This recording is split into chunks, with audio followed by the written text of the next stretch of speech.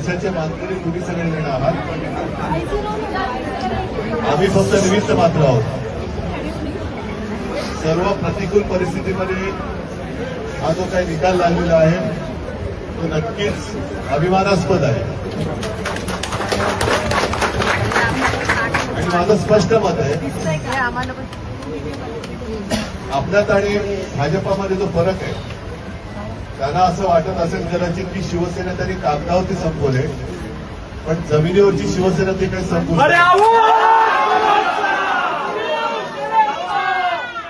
भारतीय जनता पक्ष हा फक्त कागदावरती राहिलेला आहे, जमिनीवरती राहिलेली नाही. कारण सर्व साम नाम दंड भेद, लालूच, आमिष, यंत्रणेचा दुरुपयोग हे सगळे प्रकार त्यांनी केले. गद्दार विकले गेले, पण निष्ठा विकत नाही घेऊ शकले. तुमच्या निष्ठेला मी मानाचा मुजरा करतो आणि जबाबदारी आता आपली वाढलेली आहे. मी तुम्हाला सगळ्यांची पहिल्यांदा मी दिलगिरी व्यक्त करतो, कारण आतमध्ये जरा नगरसेवकांशी बोलत होतो.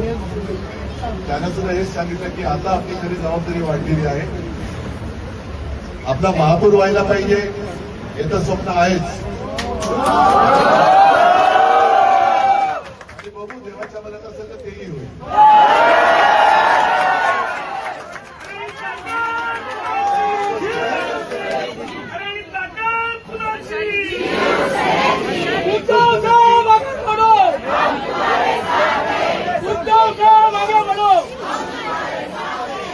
गोष्ट नाही की आपण तो जरी आपल्याला गाठू शकलो नाही तरी ज्यांनी गद्दारी करून विजय मिळवलेला आहे तो विजय मुंबई गहाण टाकण्यासाठी त्यांनी मिळवला.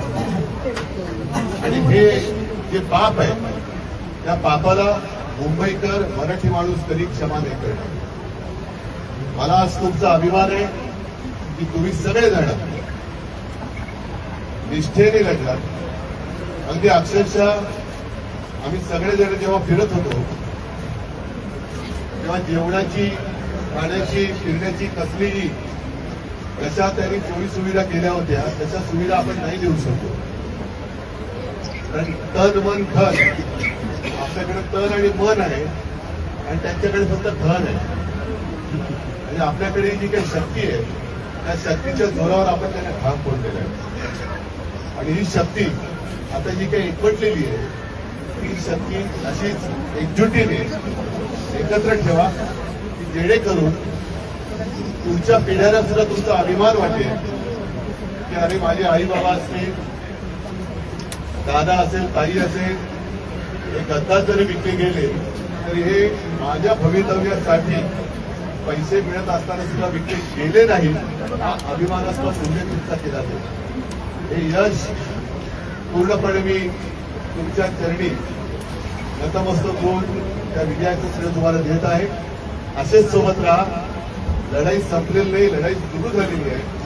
आणि तुमची जी काही जिद्द आहे शेवटी जिद्द महत्वाची असते. जिद्द कोणी विकतची जिद्द कोणी आणू नाही शकत आणि जिद्द कोणी विकत घेऊ शकत नाही. या जिद्दीच्या जोरावर आपण परत जिंकू. मला तर त्याची काही चिंता वाटत नाही. सगळ्यांना मी परत धन्यवाद देतो. असेच एकत्र राहा, मजबूतीने राहा. धन्यवाद. जय हिंद, जय